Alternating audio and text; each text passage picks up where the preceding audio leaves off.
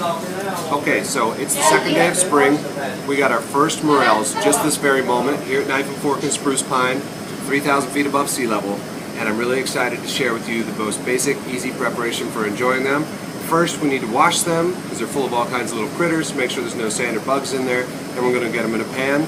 So that'll be the next step. Okay, so we've got these things washed just a little bit in cold water. We give them a quick visual inspection, looked in all the folds. There's no pebbles there. There's no more bugs. And then I gave them a quick shake to get the excess water off. And we've got a hot pan right here. I'm going to add just a little bit of olive oil, a little bit of butter, and get these things cooking down. Mushrooms, as are most vegetables, mostly water. So our goal to concentrate the flavor is to cook off the water amount so that it's more reasonable balance between water and matter, thus concentrating the flavor and making these things amazing. We don't have to do anything to them except add a little bit of salt, pepper, thyme, and fire.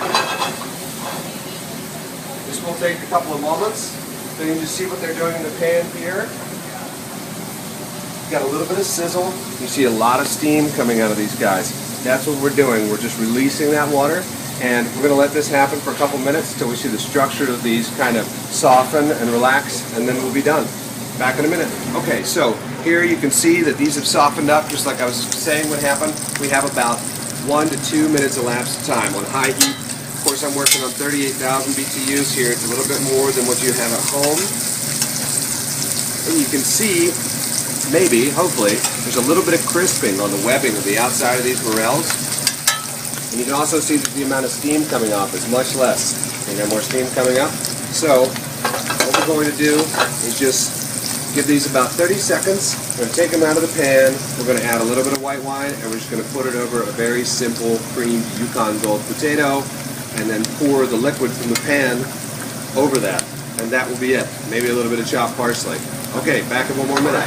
So we've got our creamed Yukon Gold potatoes, beautiful local potatoes, here in Mitchell County, down on the plate. We'll set that aside. Now we're going to the finishing act of the morel cookery here. So I like to showcase some of the inside, some of the outside, and then what we're going to do is come back in here and make a pan sauce using white wine. All the good juices that are already in the pan. Maybe set that on fire. Scrape all the good stuff from the bottom. Let it reduce for just a second.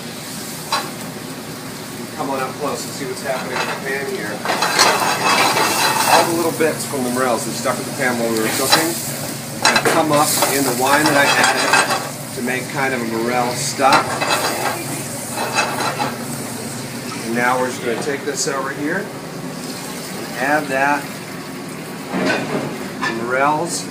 That is it. That is all you need. The star is the morels. See you next time.